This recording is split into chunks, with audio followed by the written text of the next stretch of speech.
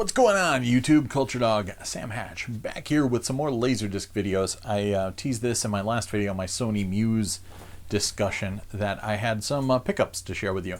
And some of these you may have seen if you watch the LaserDisc Wolfpack podcast, Zoom meeting videos that we've been posting.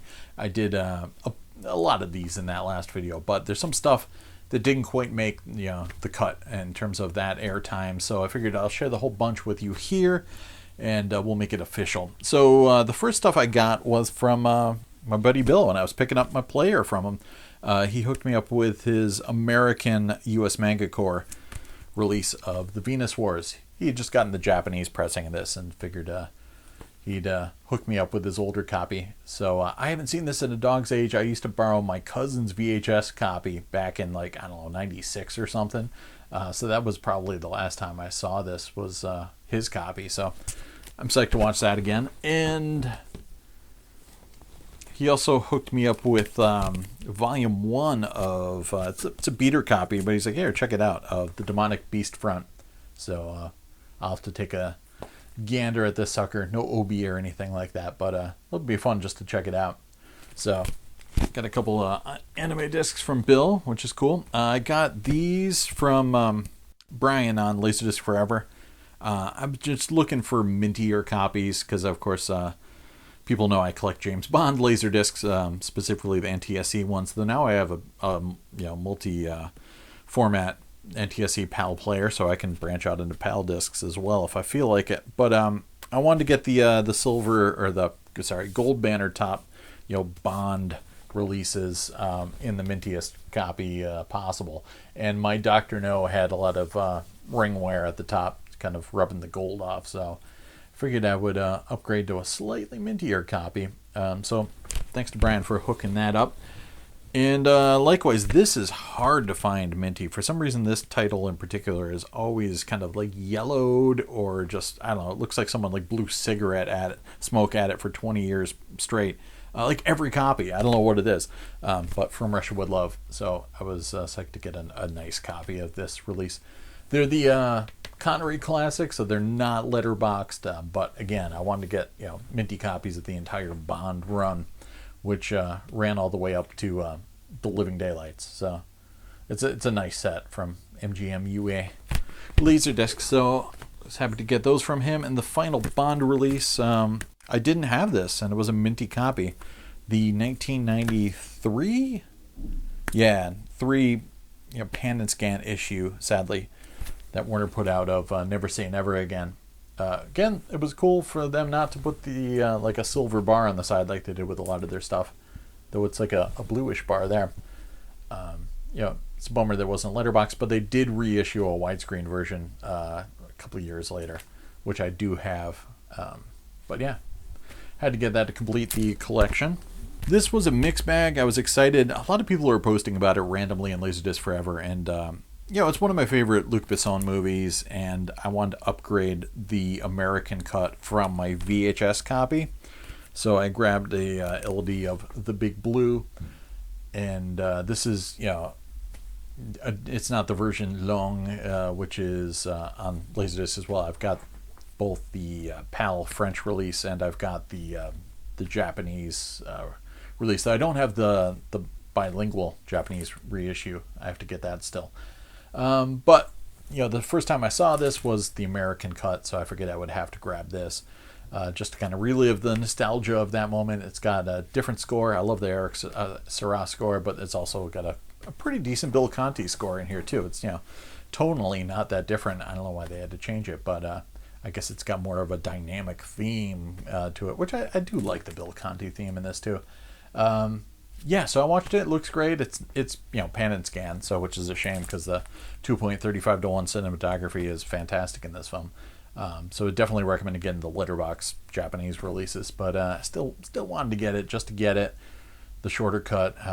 The only problem I got was the disc jacket is minty, down to here, and you could tell the bottom half kind of sat in water. It starts to get a little wavy, and there's flaking on the ink down to the bottom. I was like, damn it, because 90% of wanting to get this particular disc was a kind of nostalgic buzz. So Having the jacket being minty normally doesn't mean that much, but in this case, that was like more than usual. I wanted the minty jacket, so I was kind of bummed that there was a little bit of water damage there. So I'm still, I mean, the display is fine, but I'm still looking for a actual legit minty copy of that jacket. I got these off of eBay and couldn't be happier. There's like a little bit of like a sticker stain on here, but I do not care. Parts 1 and 2, hard boiled, and the HKLD market usually split up the discs into two, made it nicer for the rental market. You could make twice as much money on a movie if you wanted, if it's split into two. Obviously, you didn't really have to do that with a lot of films, but it's got, you know, same stuff on the back pretty much, and there's, yeah, the slight different coloration on the banners on the front, and there's like a tiny little 1, tiny little 2 on there. Had to get that. I just really want to get this because I've always had Criterion copies of this, and I've had, you know, the Dragon Dynasty release on DVD and everything like that, but on LaserDisc I never had the old HK version, and I kind of have a nostalgia for those old HK prints that have the, you know, the Mandarin and the English subtitles burned into the actual print, so it doesn't always look that great, you know, depending on how well they're scanned, but this actually looked pretty decent. I was surprised. Yeah, and it's slightly different, you know, titles and everything than the Criterion. Some were saying that this is slightly cut for violence, but I didn't really notice anything different.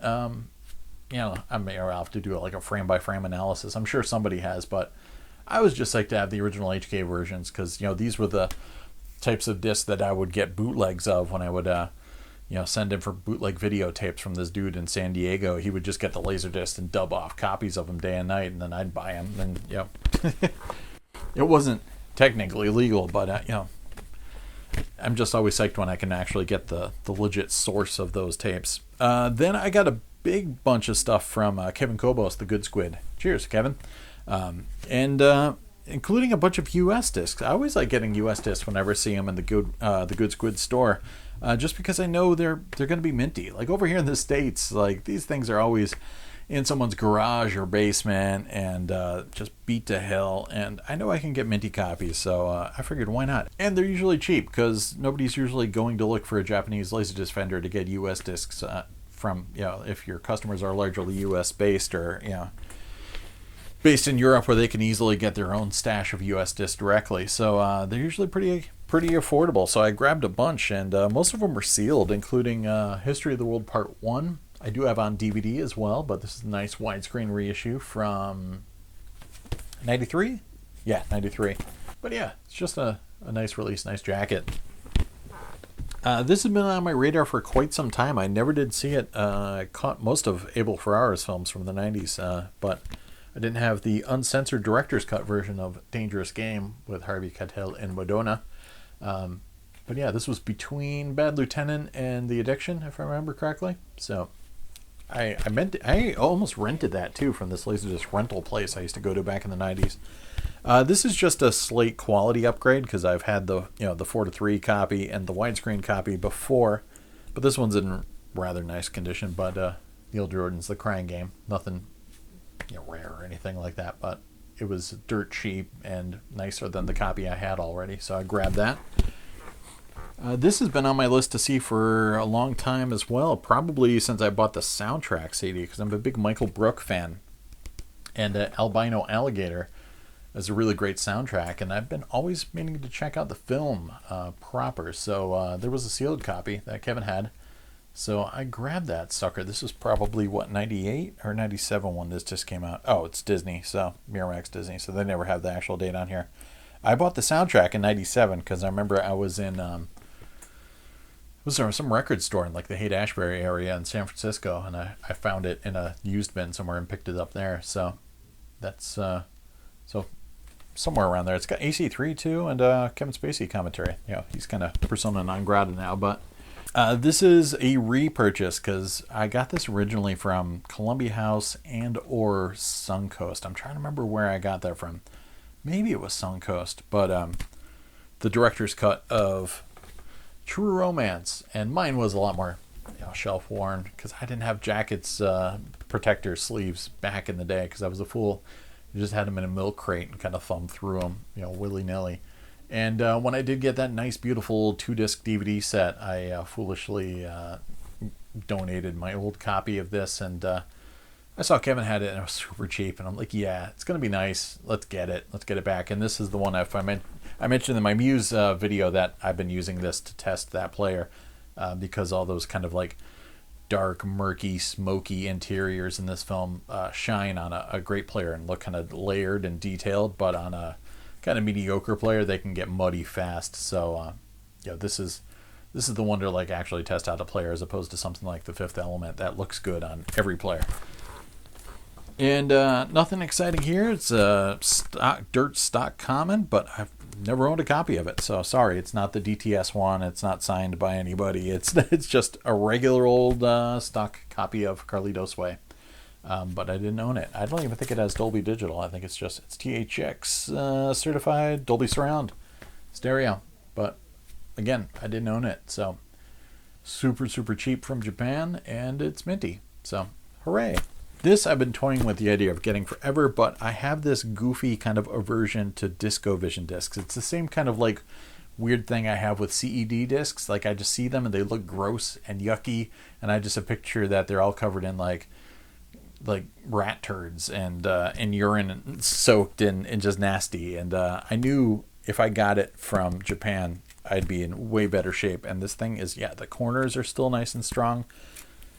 Discovision copy of Sgt. Pepper's Lonely Hearts Club Band. Kind of a weird movie, not really a big fan, but this was my introduction to the format. My dad used to run a couple video stores, but this one in particular in Avon, Connecticut, I used to hang out on there, and there was a Magnavision, Discovision demonstration corner on one side of the store over by a window, and they had the player and a little TV, and there'd be one side of this running on loop all day long. So I would just kind of sit there watching this over and over and over again, and so late 70s.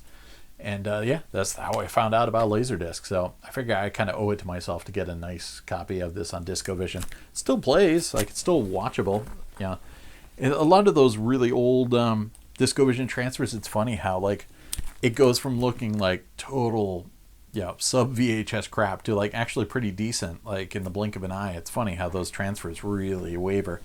This I've been meaning to upgrade my VHS copy for a while. It's not a celebrated Wim Wenders film, but The End of Violence. I just wanted to get it. I kind of bought it from an old video store, I think, that was hustling their used tapes on a street corner, and I kind of rather enjoyed it. I just wanted to watch it again, and I wanted to get the Japanese cut because I didn't even know that existed for the longest time until I was reading on LDDB that the American cut is 122 minutes. And so I wanted to get it, and it's a late-ish release, 1998 or so.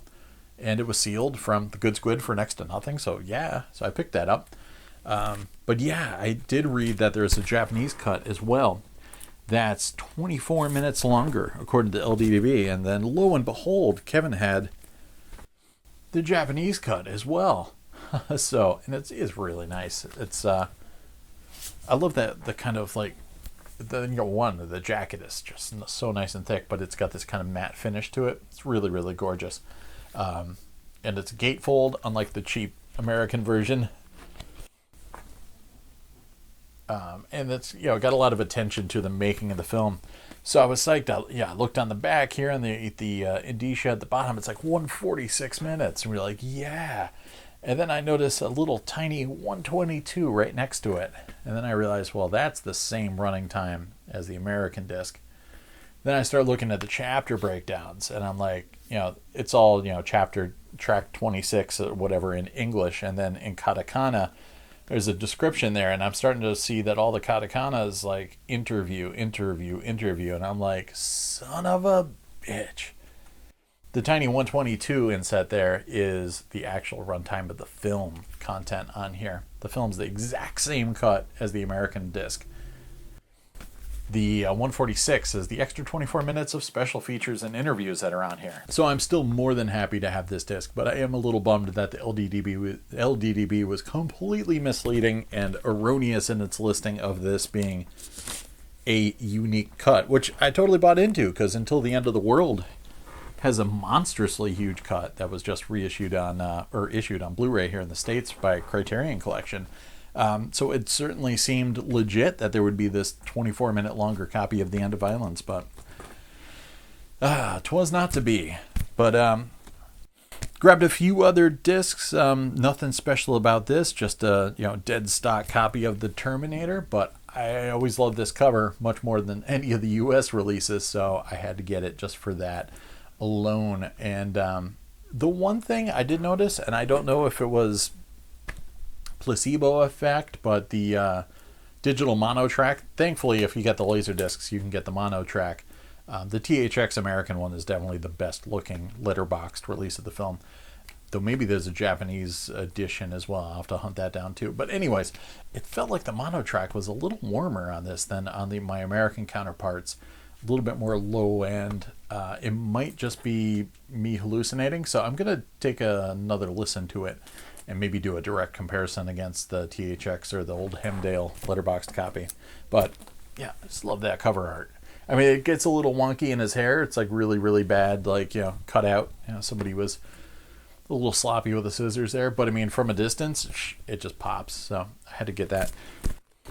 This has been on my list since seeing it on cable in like the mid 90s, and this is another one. That same guy that I used to buy bootleg tapes from in San Diego would add trailers from all sorts of stuff, like of course he'd always have trailers for the Hard Target Japanese release, because he'd always try and sell the slightly longer copy of that, and just all sorts of cool stuff. So at the end of the tapes you'd always see all these trailers, and I'd be like, oh man, I should get this Japanese widescreen copy of Necronomicon, which is a really fun anthology film with a bunch of different directors. Brian Usna's involved in it, and it's loosely based on some H.P. Lovecraft stories, and Jeffrey Combs plays H.P. Lovecraft himself in this kind of bridging story where he's looking at the Necronomicon in a library, and then that's where he's like reading these stories. So it doesn't quite like knock it out of the park in terms of faithful Lovecraft adaptations, but still, it was much better than a lot of the other stuff at the time, and it's definitely worth checking out. But I would just like to have a widescreen copy. This has been on my to-get list since, like I said, since the mid-90s, and I don't know, I've been sleeping on it ever since. So I finally pulled the trigger on that. It's funny, I almost bought an earlier issue of this, but I couldn't believe when I saw this one of Kevin's sales. This is the 1999 reissue widescreen of Soylent Green, and it was sealed, so score. And sealed discs in Japan are nice, because this is actually the original bag it was in. It's much closer to the eventual jacket protective sleeves that I put on these things. It's a little bit looser, and it doesn't bend. It's not like our shrink wrap here in the States that eventually tightens up and starts bending the corners and causing stress fractures. So minty fresh 1999 Soylent Green. So I was more than psyched to get this, and I was just about to pull the trigger on one of the older copies as well. So good timing. This is going to surprise a lot of people, but the only special collection release I had until now was Return of the Jedi. I did a video on it like ages ago. So it's a little beat, but I figured why not? Kevin had a copy of The Empire Strikes Back on here. I'm sure everyone out there watching this has like 3 copies of this, but it's just one of those things I slept on, because I always took it for granted that there'd be tons of copies out there available. It's just like one of these days I'll pick it up. I gotta get rid of that Obi. I gotta take this out and put it in a real bag, because that Obi is the worst. I don't know if there's anything. I think it's got the usual customized inner sleeves, which are pretty cool. With the sides and on the back, that's got the chapter breakdowns there, and I think it's got a decent booklet. Sorry if I didn't pull out some of the other inserts on the titles so far that I've shown, but you didn't miss much, I swear.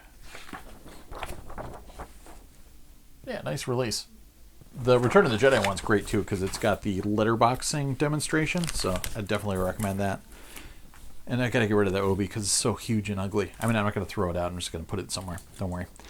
And I want to get the domestic copy of this as well, but I couldn't say no to the Warner Pioneer Japanese release of David Lynch and Angelo Badalamenti's Industrial Symphony No. 1, featuring Julie Cruz.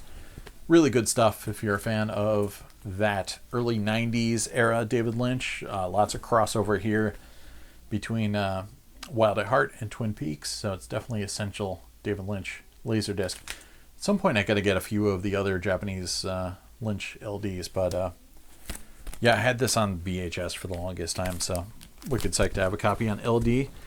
And another music disc. This is the thing that started this whole adventure of picking up these 2 boxes full of Japanese LDs. I just wanted this one disc, and it just kind of spiraled out of control. This was a VHS upgrade, a Japanese exclusive on LD. Fishbone, The Reality of My Surroundings, Past to Present. Really nice release from early 90s. And not too many videos, but it's, I think it's like 45 minutes or so. It's got Modern Industry, Party at Ground Zero, When Problems Arise, great song. It's a Wonderful Life, Freddy's Dead, Sunless Saturday, and Everyday Sunshine. So yeah, 46 minutes. And it's got, the band hanging out in somebody's house and then out on the street, and, Angelo, doing some beat poetry, some of the stuff found on the CD with him talking about meter maids and everything like that. Just a lot of fun, and the videos are great. It's too bad there wasn't more, Fishbone on LaserDisc, but I didn't even know this existed for the longest time. I thought I was just going to have to deal with my VHS copy. So I grabbed that. It does have an insert, which is nice. I have another nice Japanese Fishbone release of their singles collection, which is a Japan-only compilation. And with a lot of Japanese music releases, they go that extra mile to give you English and Japanese lyrics, and even if they're not official, they'll hire somebody to actually translate the lyrics to the best of their ability. Doesn't seem like anything's it looks like there's usually like an ellipsis or like a question mark sometimes on these if the transcriptionist just hit a wall. Be like, I don't know what that means, but Reality of My Surroundings, super psyched to have that on LD. So we're going to come back, split this into 2, and come back with the boxes, because I got a number of box sets, probably at least 4 or 5. So we'll take the time and dig into those a little bit and show you all the inserts and any kind of fun stuff they throw in there. One of which I was pretty darn psyched about. I've been meaning to get for a while. But actually, no, I was psyched about it all. I'm not going to lie. I'll be back on the flip side with some box sets. So cheers, everybody. Thanks for hanging out and checking out some LaserDiscs. I'll see you later.